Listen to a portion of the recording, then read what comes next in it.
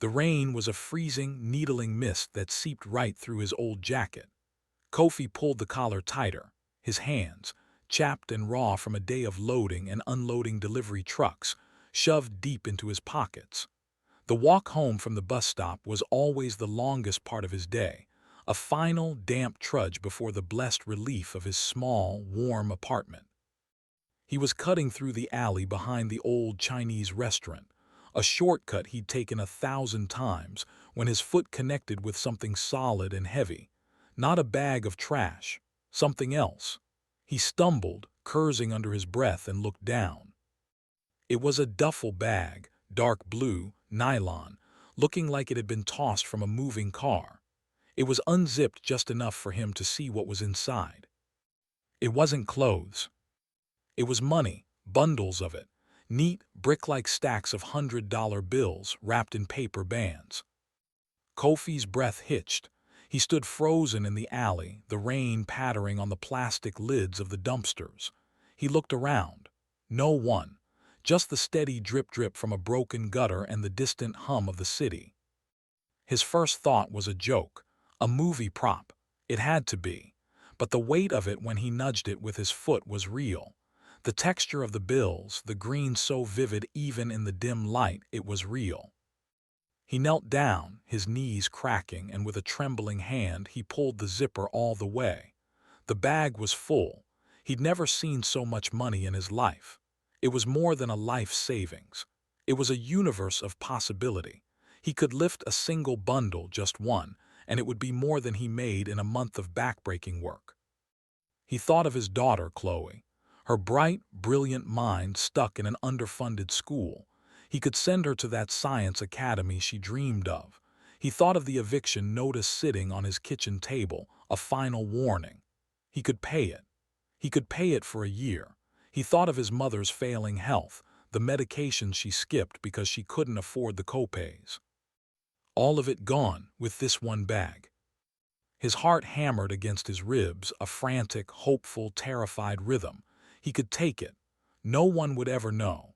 He was a ghost in this city, a man no one saw. He could just disappear with it. He reached out, his fingers hovering over a bundle of cash. He could almost feel the weight of it in his palm, the smooth paper. This was the test, the one you read about in parables. He was in the alley, and God, or the universe, or dumb luck, had dropped a bag of manna right at his feet. But then his fingers didn't close around the money. They brushed against the paper band holding the bundle together. And he saw it. A single hair, fine and blonde, caught in the tight paper. A smudge of what looked like pink frosting. The tiny, glittery sticker of a unicorn stuck to the side of one of the bills. This wasn't just money. This was someone's life. This was birthday party money, college tuition money, emergency fund money. This money had a story, and it belonged to someone else. He thought of Chloe. What would he tell her? That her new life was built on a theft. That her college fund came from a bag he found in a dirty alley. He had spent her whole life teaching her about honesty, about doing the right thing even when it was hard. Could he look her in the eye if he kept this? A war raged inside him, silent and violent. The desperate, pragmatic man, he was screamed to take it. The father, the son, the man his own father had raised, whispered to do the right thing. With a groan that was part agony, part resolve, he wrenched the zipper closed. The sound was final. He slung the heavy bag over his shoulder. It was an incredible weight, but not the one he had expected. It felt like a burden, not a blessing. He didn't go home. He walked, the bag a lead weight on his soul, to the nearest police precinct. The fluorescent lights inside were harsh, bleaching the color from everything. A bored-looking desk sergeant looked up as he approached. "Can I help you?" Kofi heaved the bag onto the counter. It landed with a solid, unmistakable thud. "I found this," he said, his voice rough, "in an alley behind the Golden Dragon." The sergeant's boredom vanished. He peered into the bag, his eyes widening. He called another officer over. Soon, they were spreading the contents on a table in a back room. They counted it. $127,000. The story should have ended there. A good deed done, a quiet conscience preserved. But it didn't. A reporter for the local paper, a young woman named Maya Santos, was at the precinct filing a routine report on another story. She overheard the buzz. "You're not gonna believe this. Some guy just turned in a bag with over 100 grand in it." She caught a glimpse of Kofi as he was leaving, a tall, weary-looking black man in a worn-out jacket, shoulders slumped not with defeat, but with the exhaustion of a hard choice. She chased him down. Sir, my name is Maya Santos, with the Herald. Is it true? You found that money and turned it in." Kofi just looked at her tired. "It wasn't mine," he said simply and kept walking. That quote, those 3 words, were the heart of her story the next day. It ran on the front page below a photo of the police station. It wasn't mine. Local man's astonishing honesty. She had dug a little, found out his name, found out he was a warehouse worker, a single father. The contrast was the story. The stark, beautiful, inconvenient honesty of a man who had every reason in the world to keep the money, but didn't. The story went viral. It was picked up by the national wires. It was a feel-good story in a cynical time, a beacon of light. Kofi Jones became a name everyone knew. He didn't want the fame. He hid from the cameras camped outside his apartment building. He refused the talk show offers. He just wanted to go back to his life. But his life was gone. The attention brought scrutiny. It brought the owner of the money. 2 days later, a lawyer in a $2,000 suit showed up at the precinct with a client, a nervous, sweating man who owned a chain of cash-heavy, shady check-cashing stores. He claimed the money was his, lost during a transfer. The story was flimsy, but he had just enough paperwork to make it stick. The police, bound by procedure, returned the money. Kofi saw it on the news that night. The man, smirking slightly, holding the very same duffel bag, giving a stilted statement about gratitude. The unicorn sticker was still visible on the TV screen. The world watched as the man who had done the right thing was left with nothing but his conscience, while the man who had likely earned that money through graft and greed got it all back. The public outrage was immediate and fierce. The story morphed. It was no longer just a feel-good piece about honesty. It was a searing indictment of a system that seemed to punish virtue and reward cunning. But for Kofi, sitting in his small, quiet apartment, it was simpler than that. It was heavier. He looked at the eviction notice. He thought of Chloe's future. He had done the right thing, the moral, upstanding, difficult thing, and he had lost everything for it. He had made a choice that stunned the nation. But as he sat in the deepening dark, the silence broken only by the hum of the refrigerator, he wondered if that choice had just destroyed the best parts of the life he was trying so hard to save. The weight of his morality felt like a stone in his chest, and he was starting to drown. The silence in Kofi's apartment was a physical presence, thick and heavy. The national news cycle had moved on, chewing through the outrage and spitting it out. For the world, the story of the honest warehouse worker was over. For Kofi, the consequences were just beginning. The eviction notice became a reality. His landlord, a pragmatist unmoved by moral fortitude, served the final papers. The news vans were gone, but the financial hole they'd briefly obscured was deeper than ever. The weight of the bag was gone from his hands, but a new, heavier weight of despair had settled in its place. He packed his and Chloe's life into a handful of cardboard boxes. His daughter, 12 years old and far too perceptive, watched him with wide, confused eyes. "Daddy, why are we leaving? You did the right thing. My teacher said you were a hero." The word hero felt like ash in his mouth. A hero wouldn't be taking his daughter to a homeless shelter. A hero would have a home. "Sometimes, baby," he said, his voice rough, "doing the right thing has a cost, but we'll be okay." The lie tasted bitter. The shelter was a cavernous gymnasium filled with cots, the air a sour mix of bleach and hopelessness. The noise was constant, coughing, crying, the low murmur of broken lives. Chloe clutched her stuffed rabbit, her face a mask of quiet terror. Kofi felt a shame so profound it was a physical sickness. He had gambled their stability on his principles, and he had lost. He called his foreman at the warehouse. "Kofi, look, man," the foreman said, sounding genuinely pained. "With all that new stuff, the corporate guys think you're a distraction. They're letting you go, I'm sorry." The last anchor to his old life had been cut. He was adrift. But then a letter arrived at the shelter, forwarded from his old address. It was from a woman in Ohio. Her handwriting was shaky, an old person script. "Dear Mr. Jones, asterisk. I saw your story on the television. I am 87 years old. When I was a girl, my father found a wallet with a month's wages in it. He returned it. We went hungry that week, but he said a man's character is all he truly owns. I never forgot that. You reminded me of him. Enclosed is a little something. It is not much, but it is given with gratitude for reminding an old woman that goodness still exists." Tucked inside the folded paper was a money order for $20. Kofi cried. He sat on the edge of his cot in the noisy shelter and wept silent, heaving sobs. It wasn't the money. It was the recognition.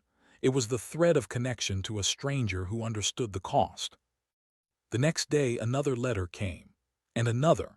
A check for $50 from a retired teacher, $100 from a union local, $5 from a child who sent a drawing of a man returning a bag with a shining sun overhead. They came in a trickle, then a stream.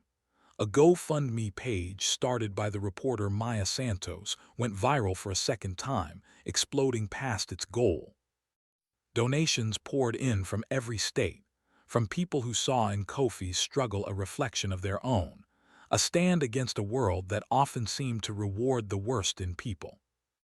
It wasn't the $127,000, but it was enough. Enough for a deposit on a small, clean apartment, enough for first and last month's rent, enough to buy groceries and new shoes for Chloe, enough to breathe. He got a new job away from the spotlight at a small, family-owned hardware store. The owner, a gruff man named Hank, shook his hand. "I don't care about any of that TV nonsense," he said. "I need someone who's honest and shows up on time. Can you do that?"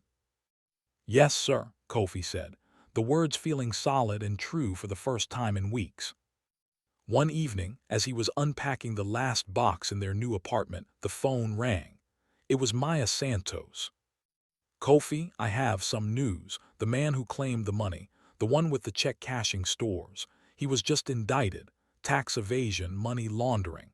The IRS seized all his assets, including that duffel bag. The money is officially considered proceeds of crime." Kofi sat down heavily. The money was gone forever. But the strange thing was he felt nothing. No anger, no bitterness. It felt like news from another lifetime. "The U.S. Attorney's Office wanted me to tell you," Maya continued. "They said your act, your choice to turn it in, was what started the paper trail that led to his door. You didn't just do the right thing, Kofi. You helped take a bad guy off the street." He hung up the phone and looked around his new home. The walls were bare, but they were his. Chloe was in her room doing her homework at a real desk. The refrigerator was full. The bag of cash had been a test. He had chosen the path that seemed to lead to ruin. But the universe, in its strange and roundabout way, had not let him fall. It had sent a net, woven from the small, kind acts of thousands of strangers who believed that his integrity was worth more than any amount of cash. He hadn't gotten the money, but he had gotten something else. His daughter's unwavering belief in him, a safe home, a job with dignity, and the unshakable knowledge that in his darkest moment he had chosen light. And that light, eventually, had led him home. The story that made national news wasn't about the money he found. It was about the man he proved himself to be. And that was a fortune no one could ever take away. The new apartment wasn't much. A two-bedroom box on the third floor of a building that had seen better decades. But the lock on the door was his. The morning light that fell through the window onto the scuffed hardwood floors was theirs. For the first few days, Kofi and Chloe moved through the rooms like cautious ghosts, speaking in hushed tones, as if a loud noise might shatter the fragile reality of their good fortune. Kofi's job at the hardware store was a quiet salvation. The smell of cut lumber, fertilizer, and metal was a tonic.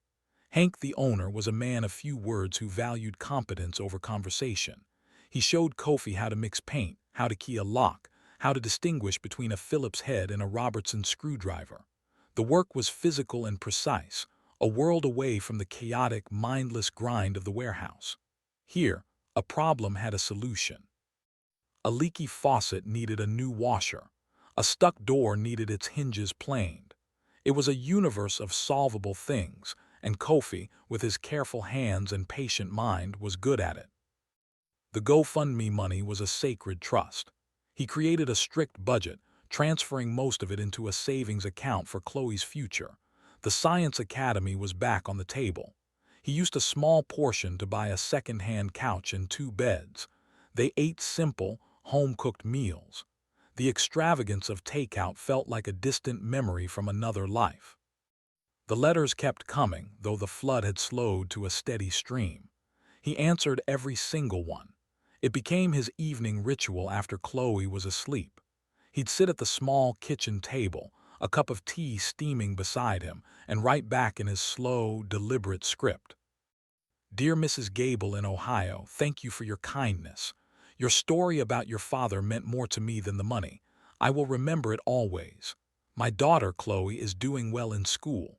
Sincerely, Kofi Jones. He was building a new community, not of geography but of shared belief, one letter at a time. One Saturday, a few weeks after they'd moved in, the doorbell rang. A woman stood there holding a bakery box. She was around his age, with kind eyes and a nervous smile. Mr. Jones, I'm Lena. I live down the hall in 3BI. I recognized you. I just wanted to welcome you to the building. She thrust the box forward. It's a coffee cake. Chloe, peeking from behind Kofi's leg, eyed the box with interest. Kofi was wary. The attention during the news cycle had made him suspicious of strangers. That's very kind, he said, his voice neutral. I don't want anything, Lena said quickly, as if reading his mind. I'm a nurse. I work the night shift at County General. I just what you did. It gave me hope on a lot of bad nights. She smiled at Chloe. And it's nice to have a kid in the building. It's too quiet. Something in her demeanor, the tired but genuine warmth in her eyes, reminded him of his sister. He stepped aside. Would you like to come in for some coffee, to go with the cake? It became a ritual. Lena would stop by on her days off. She'd help Chloe with her science homework, her nurse's precision a perfect match for Chloe's methodical mind. She and Kofi would talk slowly, cautiously at first, then with more ease. She told him about her difficult patients, her frustrations with the hospital administration. He told her about the letters, about Hank at the store, about the slow, careful process of building a new life. He didn't talk about the alley. He didn't need to. It was the silent foundation everything was built upon. One evening, Lena looked at him across the kitchen table, her expression serious. Kofi, have you thought about what's next? For you, I mean. The hardware store is good, but you're smarter than that. I see the way you figure things out. He shrugged. It's a good job, it's honest. There's a program, she said, at the community college, a 2-year degree in respiratory therapy. They're desperate for people. The pay is good. It's meaningful work. You'd be a natural. He shook his head, a familiar fear closing in. School, Lena, I'm too old, and the cost. The cost is what you have left in that GoFundMe, she said gently. It's what that money is for, to build a future, not just pay the past. And you're not too old. You're one of the youngest people I know. He couldn't sleep that night. The idea was a seed taking root in the dark soil of his mind, respiratory therapist. He looked it up on the library computer the next day. It was a job that required calmness under pressure, precision, a compassion that didn't overwhelm. He thought of the people in the shelter, the ones with the rattling coughs. He thought of his mother. He could see himself doing it. The thought was terrifying and exhilarating. Meanwhile, the world continued to turn. Maya Santos's follow-up story about the indictment of the money's owner had reignited public interest, but this time it was different. A book agent called, a movie producer. They offered sums of money that made the duffel bag's contents look paltry. They wanted the rights to his story. Kofi listened politely to their pitches. They talked about narrative arcs and character development. They wanted to know about his childhood, his struggles, his dark night of the soul in the shelter. They wanted to dramatize the alley to heighten the tension. He thanked them and declined. "Why, Daddy?" Chloe asked him that night. "We could be rich for real." He looked at his daughter, her face bathed in the soft light of her bedside lamp. "That story, what happened in the alley, it's ours, Chloe. It's a part of us. I won't let them turn it into a product to be sold. Our life isn't a movie. It's real. And what we have now, what we're building, it's enough." He saw the understanding dawn in her eyes. She nodded. "It's our story," she repeated, the concept solidifying for her. A few days later, a different kind of letter arrived. Thick, official, from the city council. He opened it with trepidation. It was an invitation. The city wanted to honor him with a Citizen's Medal of Valor at a public ceremony. The mayor would be there. Cameras would be there. His first instinct was to refuse, to hide, to let the world forget him again. But then he thought about it. He thought about the letters from people who felt seen by his actions. He thought about Lena and Hank and the community that had rallied around him. He wasn't just Kofi Jones anymore. He was a symbol, whether he liked it or not, and symbols had a responsibility. He called Maya Santos. "If I do this," he said, "I want to say something. I don't want to just get a medal and shake the mayor's hand." "What do you want to say?" she asked. He told her. The day of the ceremony was a blur. City Hall was a grand, intimidating building. He wore his one good suit, the one he'd bought for a job interview years ago that he hadn't gotten. Chloe and Lena sat in the front row, beaming. Hank had even closed the store for the afternoon to be there. The mayor gave a speech, full of lofty phrases about civic virtue and the indomitable spirit of our city. Then he called Kofi to the podium. The lights were blinding. A sea of expectant faces looked up at him. He adjusted the microphone, his hands steady.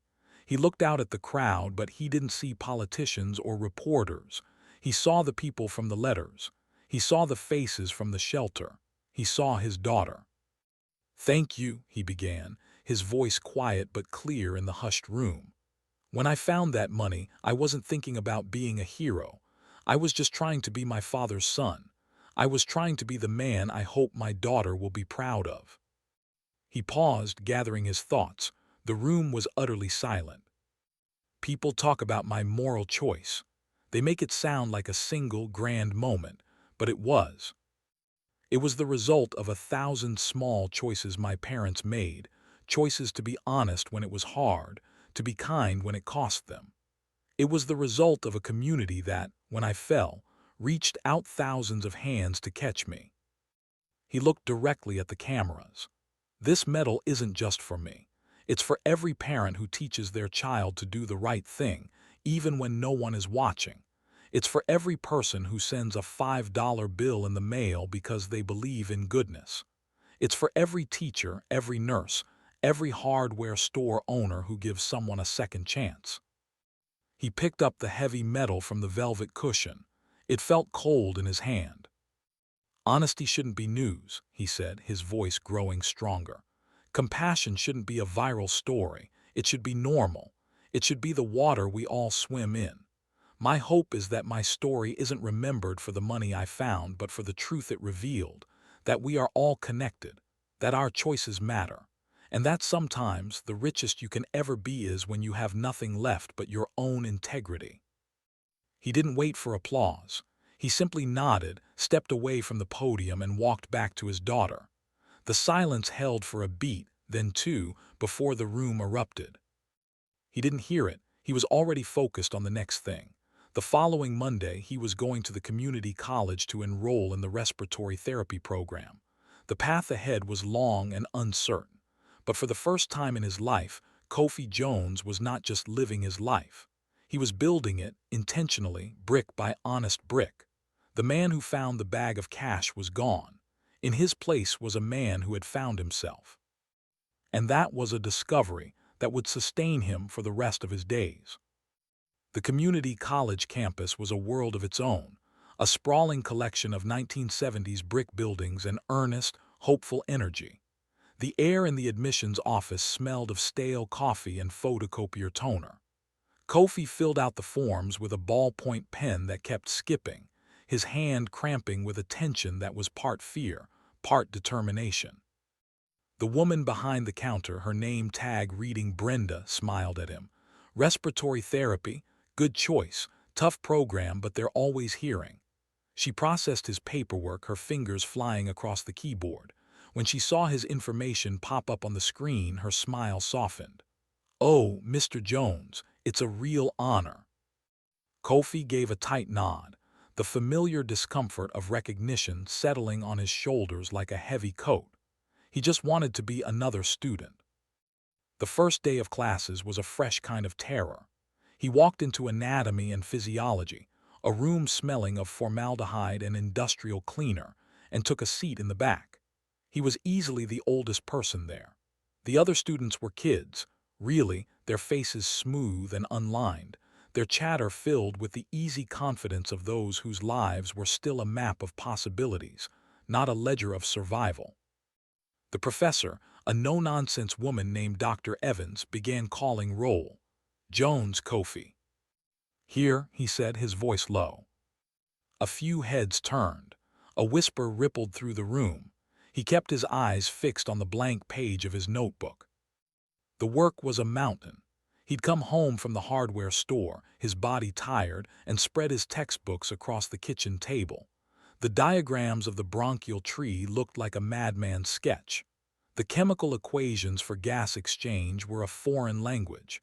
Lena would come over and quiz him, using flashcards she'd made. "Describe the path of an oxygen molecule from the nares to the alveoli," she'd demand, in her best nurse instructor voice. He'd fumble through it, his mind a jumble of epiglottis and pleural membrane. Frustration would boil over. "I'm too old for this, Lena. My brain doesn't work like this anymore." "Your brain works fine," she'd say, not unkindly. "It's just a new muscle, you have to train it." Chloe became his greatest cheerleader. She'd sit with him, doing her own homework, creating colorful diagrams for him on large sheets of poster board. "See, Daddy, the lungs are like upside-down trees. The trachea is the trunk." Her simple, clear explanations often cut through the textbook jargon that confused him. He failed his first major exam, a 68%. The red ink felt like a brand. He thought of quitting. He could stay at the hardware store. It was safe. It was known. That night he pulled out the folder where he kept the letters. He reread the one from the old woman in Ohio. "A man's character is all he truly owns." He thought of the weight of the duffel bag. He had carried that. He could carry this. He went to Dr. Evans's office hours, the test paper crumpled in his hand. "I don't understand," he said, his voice thick with shame. She looked at him, not at the failing grade but at his face. "The concepts are hard," she said, "but you're not the first to struggle. Let's start from the beginning." She re-explained the concepts, drawing diagrams, using simple analogies. She saw not a symbol or a news story, but a struggling student. And in that moment, Kofi saw himself not as a failure, but as a learner. He started a study group.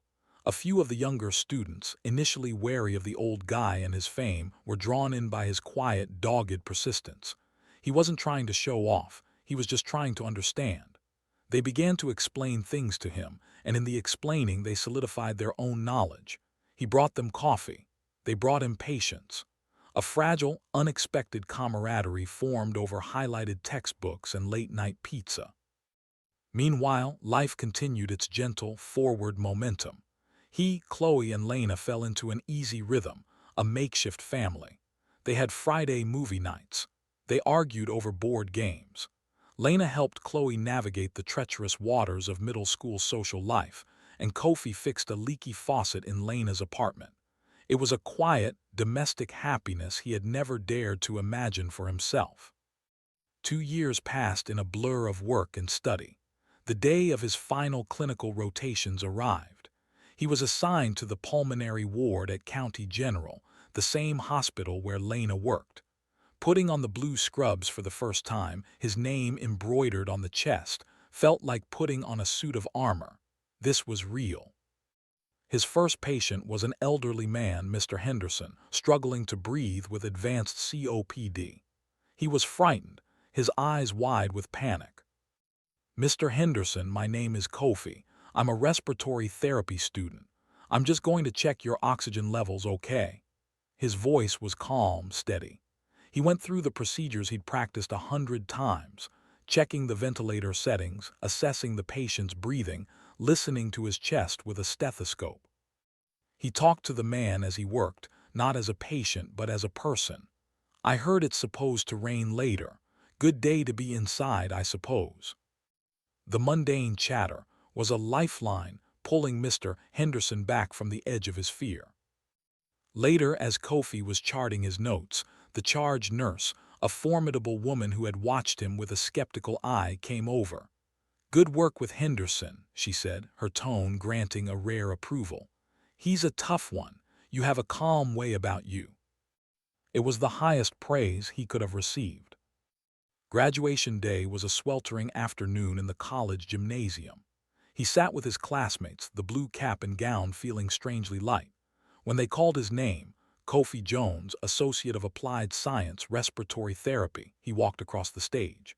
There was a ripple of applause, louder and more sustained than for the others. He saw Chloe and Lena in the audience, standing and cheering, their faces shining with pride. Hank was there too, clapping his thick, work-roughened hands together. He collected his diploma, a simple piece of paper that represented 2 years of sweat and doubt and triumph. It was worth more to him than the duffel bag full of cash could ever have been. The following week, he started his first official shift as a registered respiratory therapist at County General. The salary was more than double what he made at the hardware store. He paid off the last of his old debts. He opened a college savings account for Chloe that had a real, substantial number in it. He never saw the money from the duffel bag again. Sometimes he'd think about it, not with longing but with a strange sense of gratitude. That bag had been a catalyst. It had shattered his old life, the one of quiet desperation, and forced him to build a new one. It had led him to Lena. It had shown Chloe the metal he was made of. It had given him a career, a purpose. He was walking home from the hospital one evening, the city lights beginning to glitter in the twilight, when he passed the mouth of the alley behind the Golden Dragon. He paused, looking into the shadows. The dumpsters were still there. The broken gutter still dripped.